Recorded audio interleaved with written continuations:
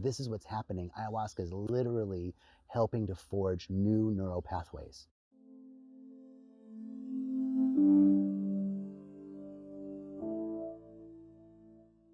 I had the chance to interview John Jacob Mubarak, a director here at Rythmia, to discuss the curriculum that they have in place here, as well as we got into my favorite topic, and I know it's yours too, neuroplasticity.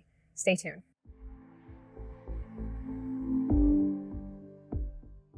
To be here and to witness thousands and thousands and thousands and thousands of people move through their trauma, to release old narratives that were keeping them locked in a life of unexpressed potential. So Rythmia is a place where people get to come and connect with some essential part of themselves. And from that connection with their essence, with the truth of that which is unexpressed and seeking to emerge within them, they get to live a life that they love. Not because there's anything here that gives, but it's their own realization that has always been within them. So that's one of my greatest experience here is just watching that in the thousands of people and all of the growth and expansion that has emerged through that. You know, I've been so interested in what psychedelics are doing and what breathwork is doing. Those are two modalities that are very important to us here at Rythmia. And in fact, both of them are doing the same thing. It was very interesting that in kind of the beginning of brain mapping, brain imaging, psychedelic research was really starting to come into more of its current iteration. And so as psychedelic researchers were working by accident, they sort of said, all right, well, let's map the brain while people are on psychedelics. There must be a lot of brain activity going on when people are on psychedelics. So they started by getting a baseline of the patients before they entered the psychedelic experience, right? Just the patient sitting in the office, right? Or sitting in the MRI machine. And then, of course, they administered the psychedelics and mapped the brain during the psychedelic experience. And what they assumed in the beginning was there must be a lot of activity during the psychedelic experience. What they found was the exact opposite, that during the psychedelic experience, there was very little or relatively little brain activity. But when the patient was just sitting in the office not doing anything, it was lots of activity. This is the beginning of mapping what's called the default mode network. This network is sort of the conductor of the symphony of the brain, right? It allocates energy, usage, and what parts of the brain get energy, etc. All parts of the brain have to kind of go through the default mode in order to connect. They don't talk to themselves. In addition, the default mode network is sort of our place where we ruminate, negative self-talk. It's that evil stepmother that lives in the back of our head. It's like, you can't go to the ball. You need to clean the toilets. You don't deserve it, right? And it also suppresses memory, messy memories that would keep us, flooded with emotion if they were coming up. So in the psychedelic experience and in breath work, the default mode is quieted. It sort of comes offline. And there's no immediate attention, right? So everything's sort of internal at this moment. In other words, in the psychedelic experience or in breathwork, I don't have to work on creating an invoice or doing a spreadsheet or whatever requires my attentional network, right? So there's the default mode network and the attentional network. Both of those are offline, and now parts of the brain that don't normally talk are talking. That's why we have synesthesia in the psychedelic experience, where I'm hearing colors and seeing tastes or smells, right? So as the default mode network comes offline, and these new neural pathways are beginning to be developed in the psychedelic experience. Now the question is, so that's happening in the psychedelic experience. The question becomes then, and in the breathwork experience, how do we maintain that? How do we maintain that, right? That's the question. If it's happening in the psychedelic experience, can we maintain it post-psychedelic experience? And I think what research has found is integration is key to maintaining these new neural pathways. I'll back up a little bit more. There's also some real science about ayahuasca specifically. Ayahuasca contains these beta carmelines. Harmine and harmine are two of those are two of the products. And the difference is, for example, if I were to put brain cells or neurons in a petri dish with saline solution, and if I were to put them in a petri dish with a solution of harmine or harmaline, the production of the stem of the brain cells in the harmine and harmaline would be like 50 to 60% more productive. They're more robust. They show more plasticity. Right? There's a huge difference. So this is what's happening. Ayahuasca is literally helping to forge new neural pathways, right, in the brain. And so is breath work. The default mode is offline. New modes of communication are occurring. We're seeing things in a new way. And as the default mode network comes offline, we're also able to release suppressed memories.